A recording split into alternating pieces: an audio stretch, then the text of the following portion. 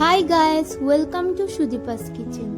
আপনারা যদি চ্যানেলটিতে নতুন হয়ে থাকেন তাহলে চ্যানেলটিকে সাবস্ক্রাইব করে পাশে থাকা বেল আইকনটি অন করে দেবেন।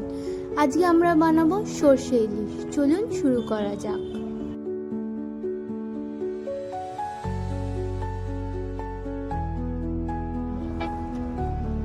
সরষে ইলিশ বানাতে আমরা এখানে 1 কেজি ইলিশ মাছ নিয়ে নিয়েছি এবং একটি মিক্সিং জারের মধ্যে 5 চামচ কালো সরষে নিয়ে নিচ্ছি।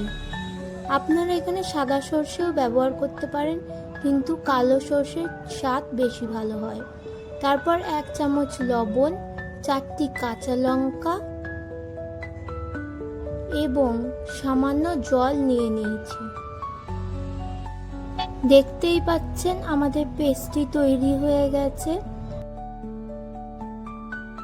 তারপর কড়াইতে তেল দিয়ে দেব 50 গ্রাম।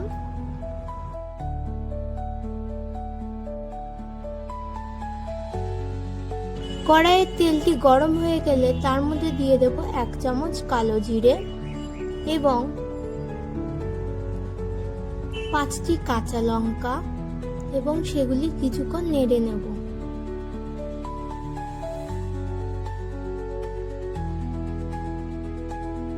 সেই তেলের মধ্যে দিয়ে দেব 1 চামচ হলুদ গুঁড়ো এবং 1 চামচ লঙ্কা গুঁড়ো। হ্যাঁ, লঙ্কার গুঁড়োটা কিন্তু কাশ্মীরি ব্যবহার করবেন, তাতে কালারটা ভালো আসবে। এবং তার মধ্যে দিয়ে দেব সামান্য জল।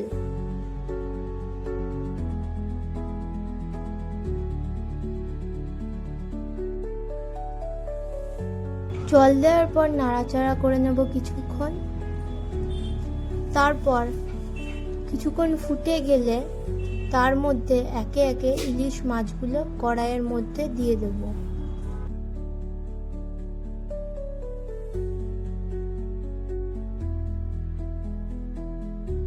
খানিকক্ষণ বাদে ইলিশ মাছগুলি উল্টে পাল্টে নেব।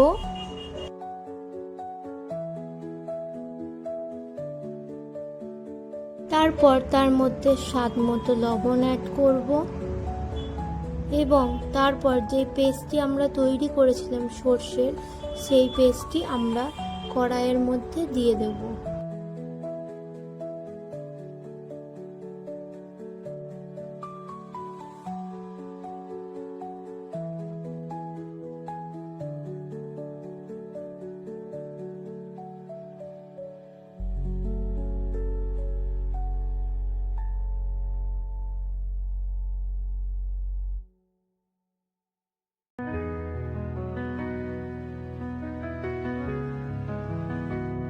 এরপর ঢাকনা দিয়ে ফুটিয়ে নেব কিছুক্ষণ বাদে ঢাকা খুলে 2টি চেরা কাঁচা লঙ্কা দিয়ে দেব তার মধ্যে এবং তারপর ঢাকাটি আবার বন্ধ করে দেব।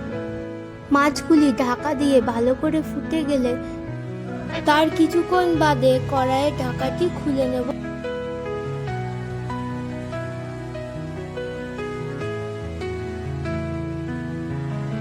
সব শেষে 1 চামচ কাঁচা তেল দিয়ে দেব কড়াইতে এবং আবারও কড়াইয়ের ঢাকাটি দিয়ে রেখে দেব কিছুক্ষণ।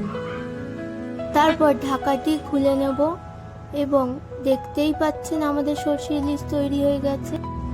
ভিডিওটি ভালো লেগে থাকলে পাশে থাকুন।